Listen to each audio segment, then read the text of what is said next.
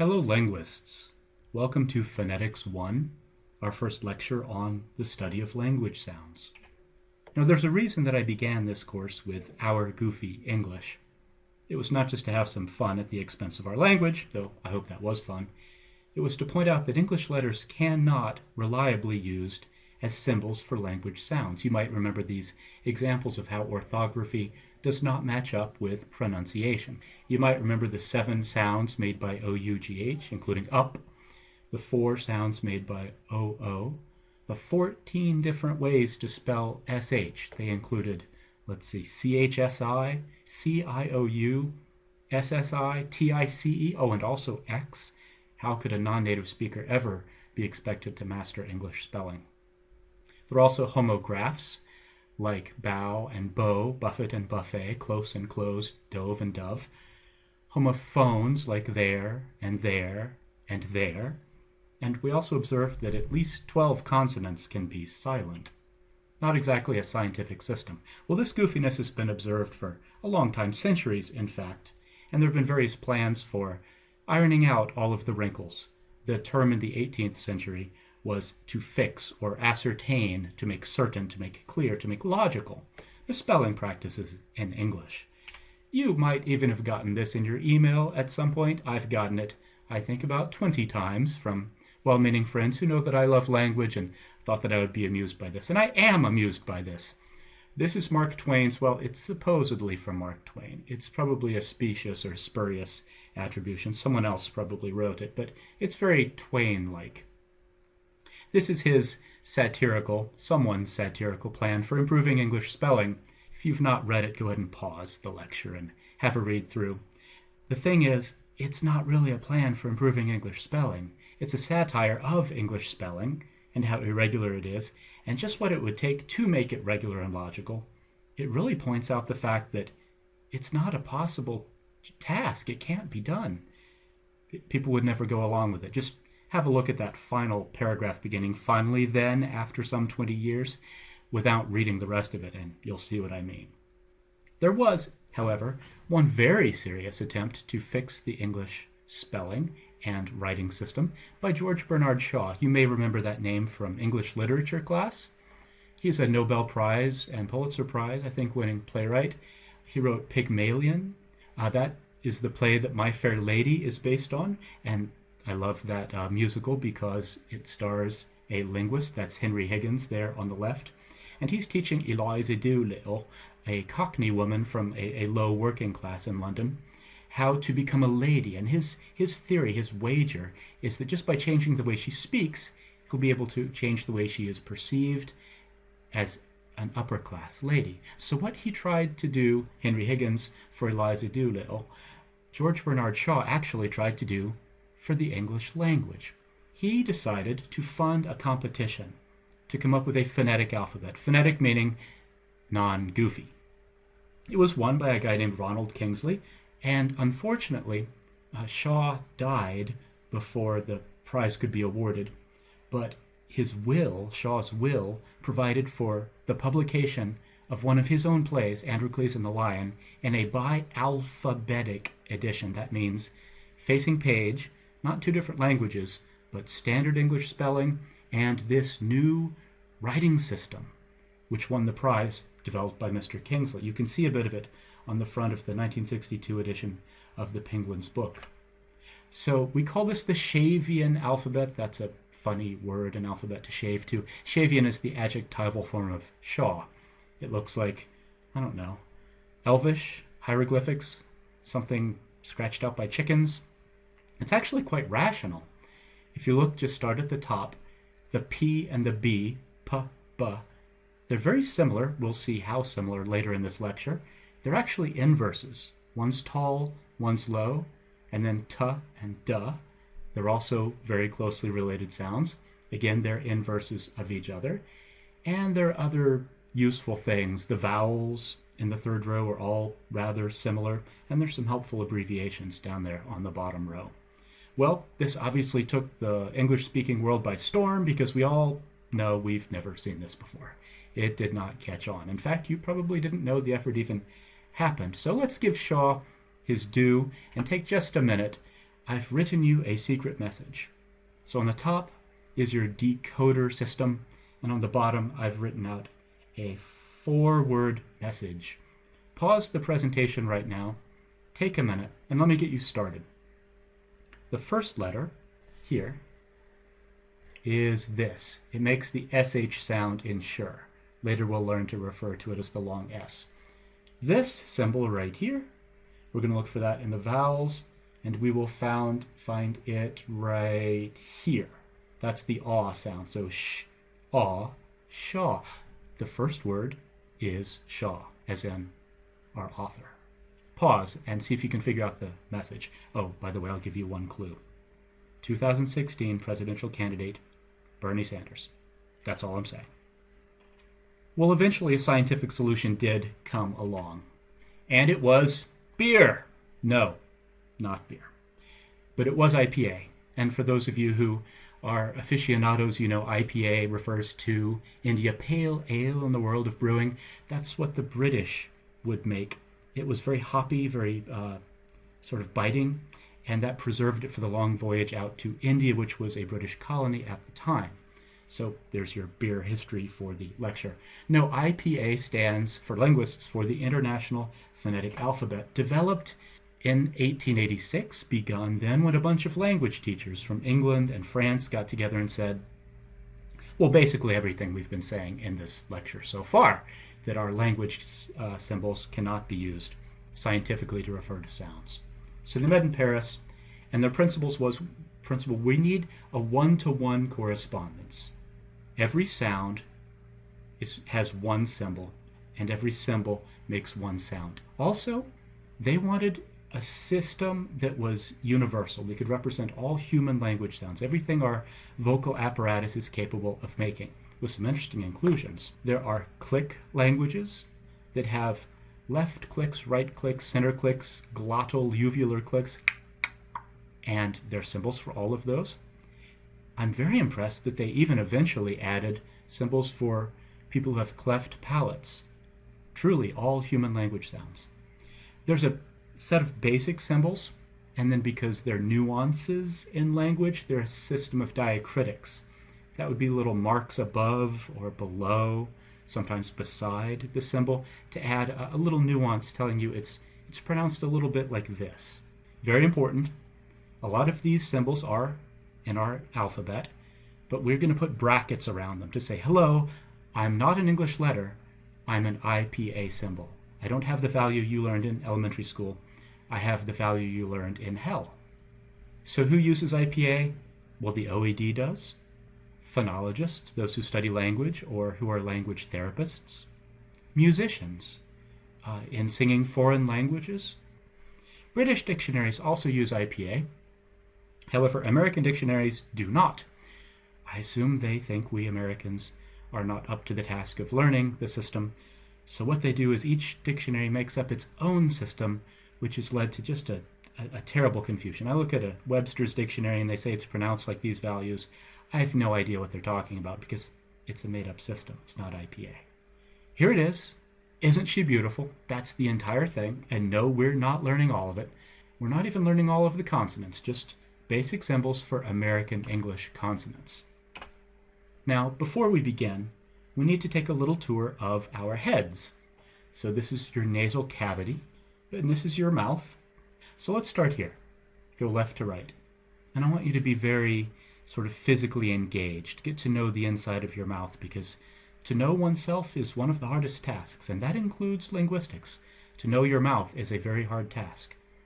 So these are the articulators, the parts of you that you use to make language sounds. The lips, bottom and top, labia in Latin, and that's the root they'll show up as. Back from those are our vampiric-looking teeth. Dent, like dentist, is their root. Now, if you'll take your tongue, and this is your tongue, I know that's not what it feels like, but the blade is like the tip of your tongue. And then we talk about the body of your tongue, the sort of mid to back part. If you'll take the tip of your tongue and kind of lick your lips, that's up here, and then run the tip of your tongue from your teeth just back. Do you feel a little bitty mountain range right there? That's your alveolar ridge. Alveolar ridge. And that's a very important place because a lot of important sounds like t and duh are made with the tongue and the alveolar ridge right here. So continue curling your tongue back from the teeth past the alveolar ridge, and you'll notice there's a hard top of your mouth. That's your palate, or hard palate. It's first hard, and then it goes soft. And where it goes soft, if you can curl your tongue back that far on the roof of your mouth, it's called the velum, and sounds made there are called velar. And some sounds are made sort of in between this area.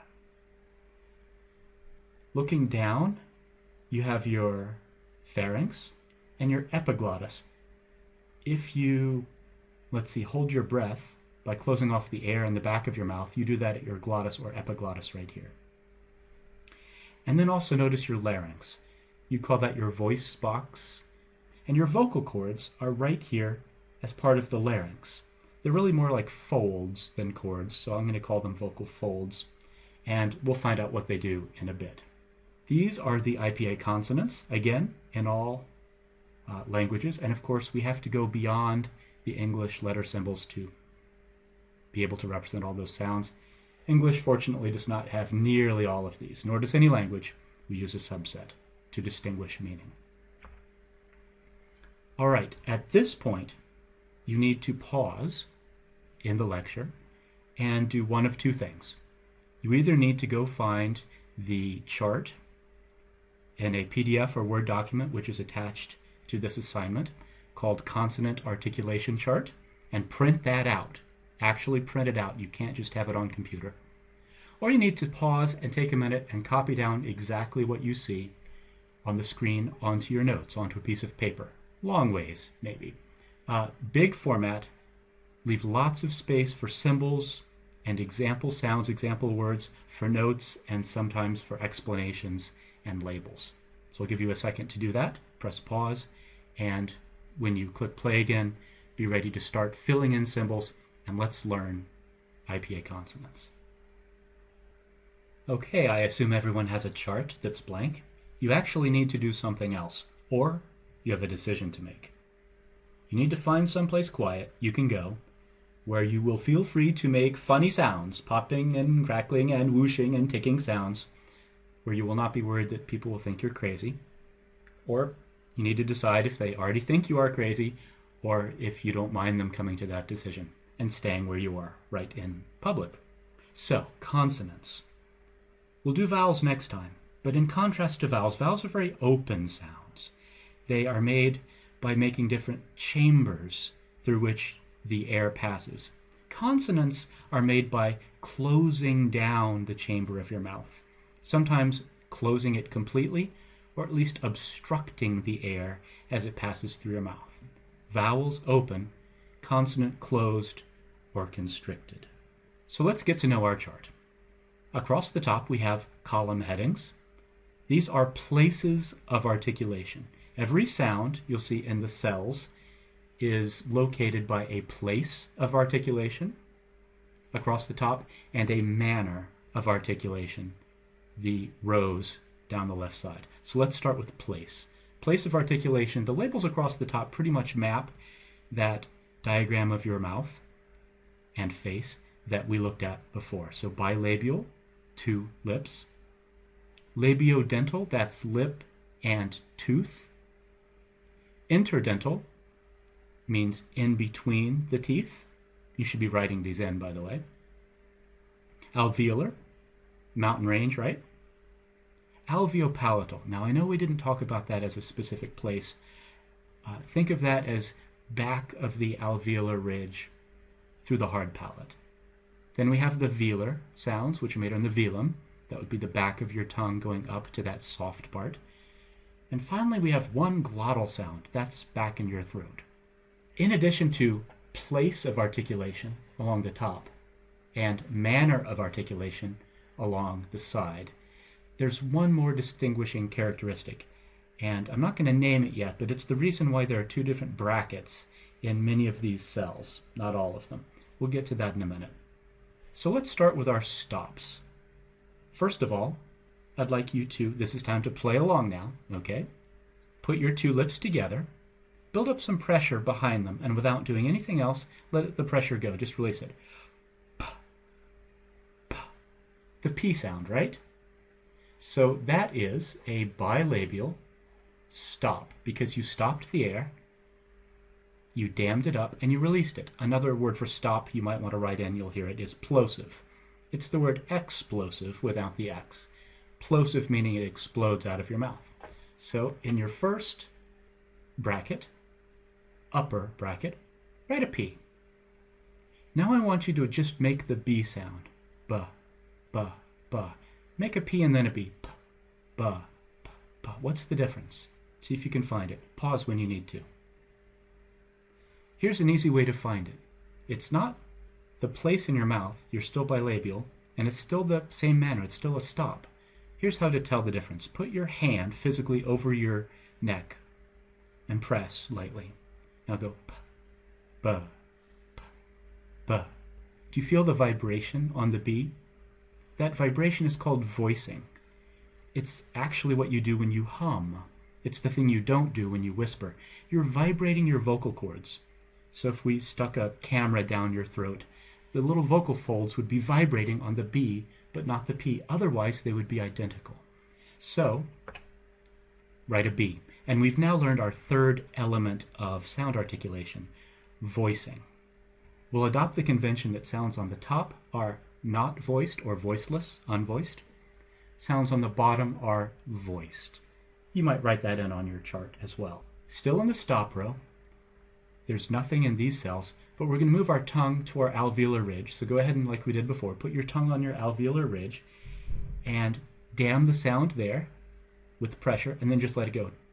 T, t. You hear it? And you know what to write in there, I bet.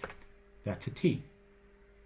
Now, by analogy, just like we went from P to B, go from T and see if you can vibrate your vocal cords. Put your hand over your voice box again. T, t, t, d, d, d, d. Not changing manner or place, but vibrating the vocal folds, you get a D. We're now going to go further back. Don't try and get the tip of your tongue back to your velum. Instead, raise the back, the blade, or the body of your tongue in the back of your mouth and dam the sound up there and let it go. K, k. Do you feel the K? Now voice it. K, k, k, k, k, k. A K voices into a G. So learn your stops. P-T-K, P-T-K, unvoiced, and ba-da-ga, voiced. Let's move down to our second row. Fricatives. What does fricative sound like? As a manner of articulation, it sounds like friction.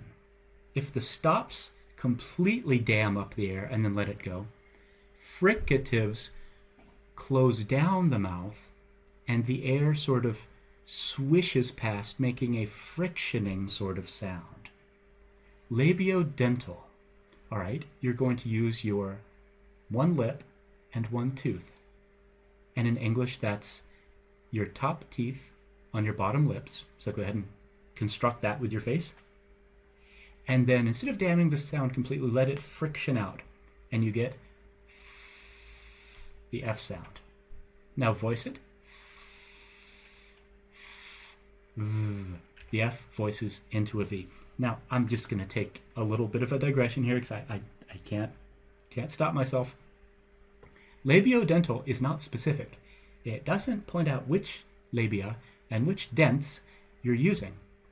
We just automatically go to top teeth on bottom lip.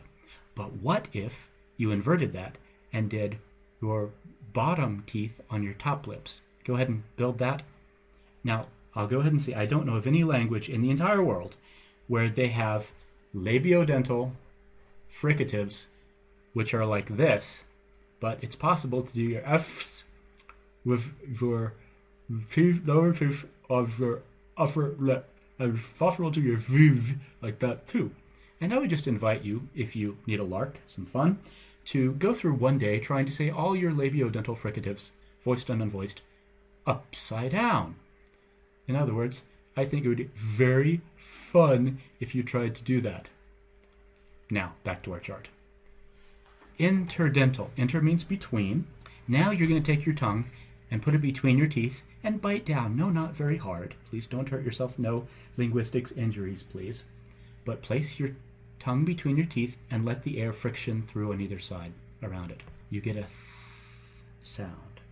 So let's think about the sound we just made. Before I give you symbols, we need to notice that there are two different brackets here. Make the sound in thing.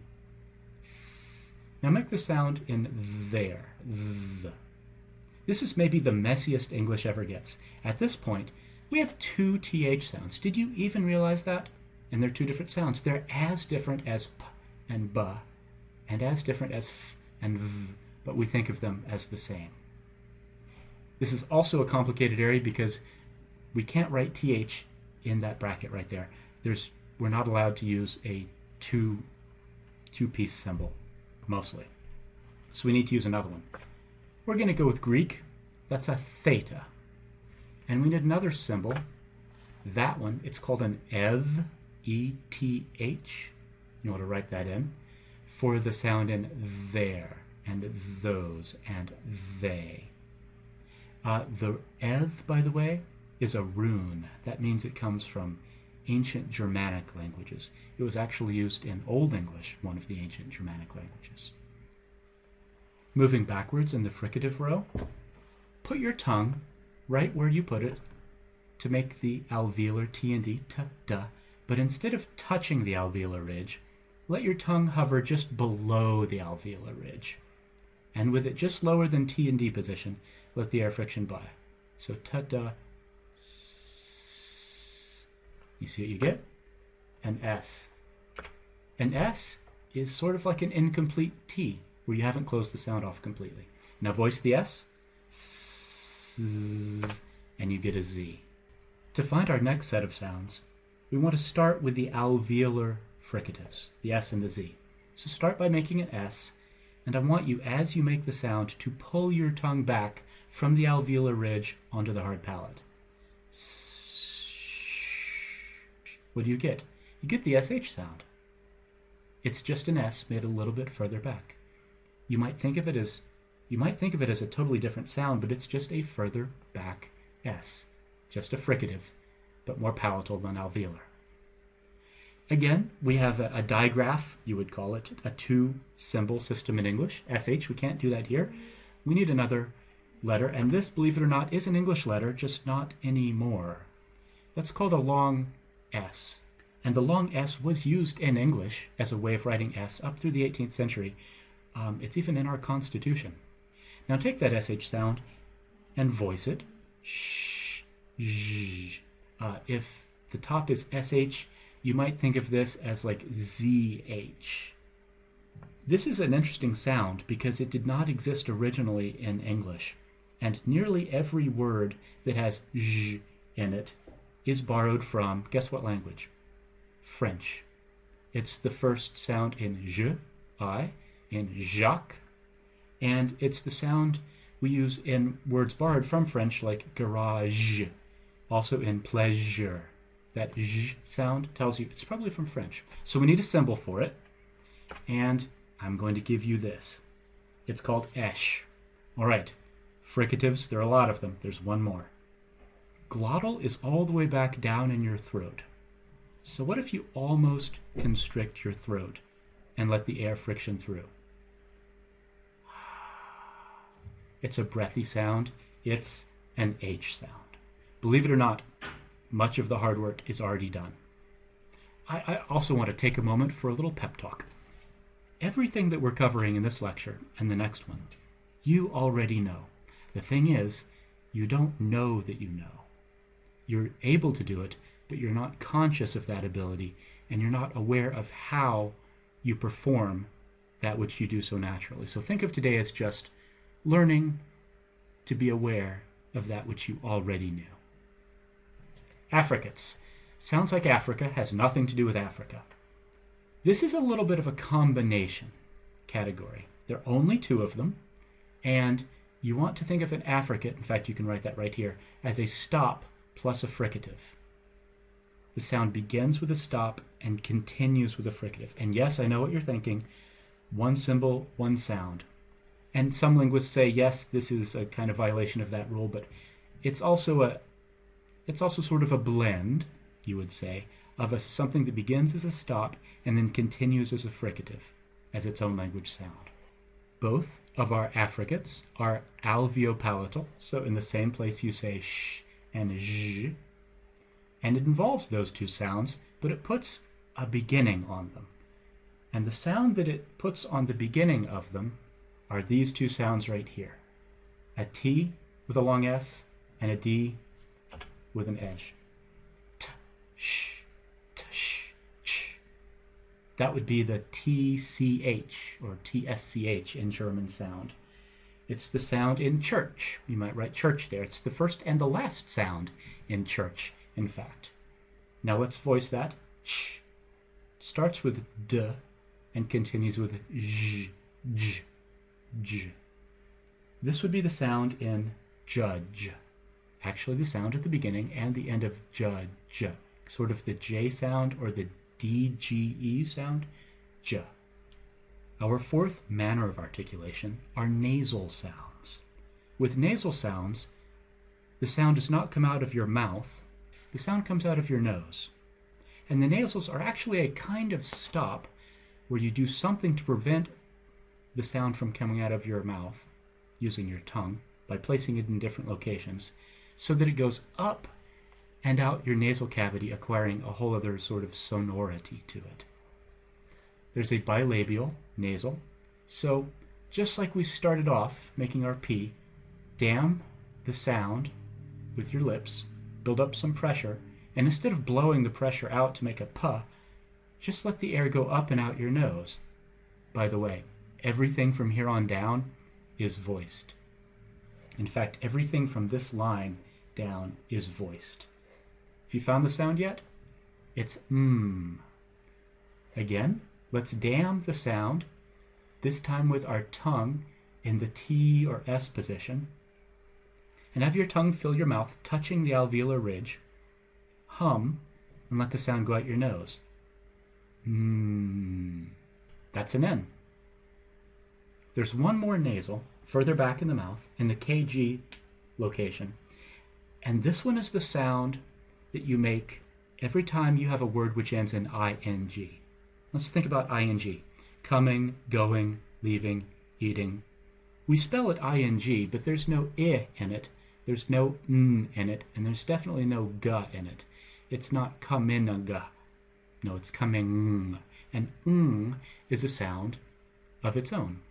You might not think of it as its own sound or even realize that it's a sound in itself because words can't begin with it in English, though they can in Vietnamese. The name, if you've seen Nguyen, I don't have good Vietnamese pronunciation, but it's something like Nguyen, where the first sound is ng. Well, we need a symbol for this, and it's my favorite. It's so cute. So make an N, a lowercase n, but keep going. So that the N, I think of it as an elephant's trunk, sort of curving under, like it's having a drink and about to spray itself. That's ang. E-N-G. Ang is the name of the symbol. There's one more category. We call them approximants. Approximants, that's really a grab bag. They're a bunch of sort of misfits and oddities that we throw together here at the bottom. Fortunately, there are only 4. And I'd like you to start in the middle with the alveolar approximants. These two together are called the liquids. Just these two, so you could write that right here, the liquids. And the first, here, is L. L is called the lateral liquid, and you might write that as a note here. Lateral is Latin for sides, on the sides. So what's on the sides? Well, let's make the sound. Put your tongue in alveolar position, full T position, and with your voice box humming, let the sound go around your tongue, and you get oh. So it's a sound made in the alveolar position with the air going laterally around the tongue. There's another sound which we make pretty much in exactly the same place, and that is the retroflex liquid. So if you take your tongue, let's go from this one to this one, make a oh, I want you to detach your tongue from the alveolar ridge and curl it backwards like you're trying to point back at your velum. You go from and you get an R sound. Let's pop the symbol in, but notice it's upside down. Why would it be upside down? That is the IPA symbol for and there's another IPA symbol, which is a right side up R. And the reason that this one for English is upside down is because that is the less common way of making an R sound. If you know a foreign language, R is probably trilled, R. That is the more common retroflex alveolar approximant in the world, and so it gets to be right side up, and the British and American English sound gets to be upside down, because IPA is not Anglo-centric. Our last two sounds, one here and one here, together form a subcategory of approximants. Those two are glides.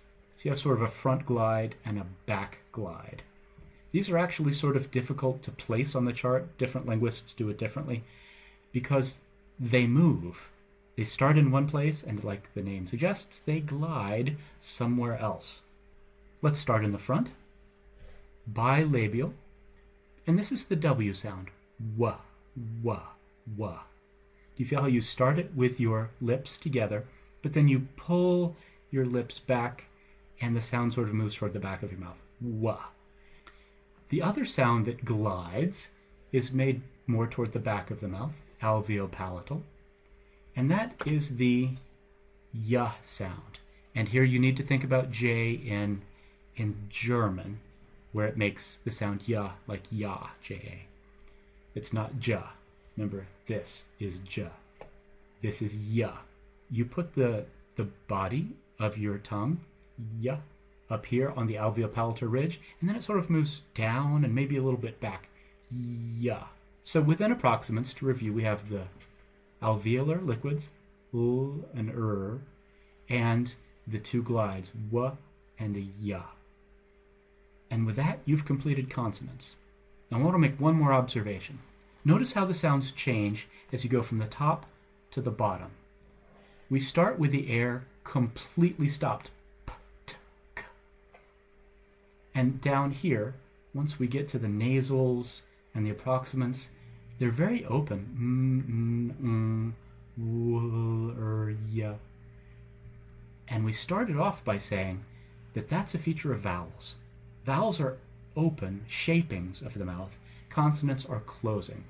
So you might make a little arrow going down and note that as you get further down this chart in manner of articulation, the sounds become more vowel-like, more sonorous, and vowel-like you can use the word vocalic. You can even say that by the time we're at approximants, we have semi-vowel, semi-consonants, that we're right on the borderline between consonants and vowels.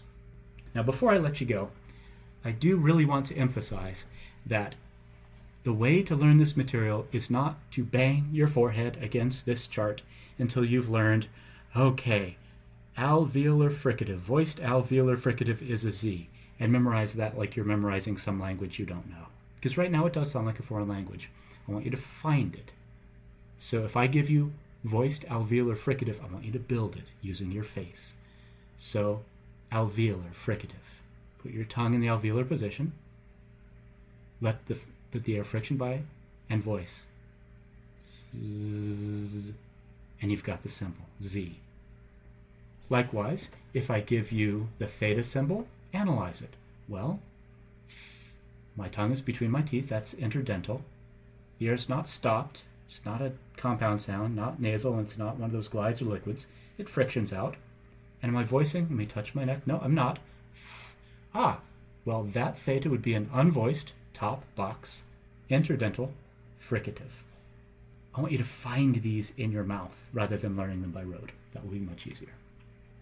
By the way, here are those foreign symbol names. Theta from Greek, eth from Germanic, esh, that's called, the long S I call it. Edge is from Persian, and eng is from, well, Benjamin Franklin. Here's some resources that you can use. There's a font package right there called Dulo Sil, and then you'll have to go to the insert symbol menu when you've selected that font, and you can find all of these symbols and all the other ones, and all the diacritic marks to add to them too. Or, even easier, you can go to the online IPA keyboard. If you go there, you see all of these symbols, and you just click on one, and it appears in a little box that you can then copy and paste into Word. Or you can handwrite your assignments, maybe the easiest of all. If you forget the sounds made by our different symbols, you can go to the, I think it's a Wikipedia page, right? And just click on a sound and hear it spoken. And you can find out what all those other weird symbols say. And this is maybe the most fun. This is like an animated version of that diagram of your vocal apparatus. And you can click on different sounds, like duh, and it will show you your tongue going up to the alveolar ridge, damming the air and moving down. It'll show the vocal folds vibrating. They're kind of cute. They go yeah, yeah, yeah, yeah, and vibrate. And they'll show you what it looks like when you make the duh. And if I remember correctly, you can go there in English and in Spanish and see that even though Spanish and English both have like a D and a T and an L, we make them in slightly different positions. And that, students, is the key to accent. Well, finally, having come through this harrowing lecture with fearsome terms like unvoiced interdental fricative, you are now in a position to enjoy the following llama memes. And I'll leave you with the llamas.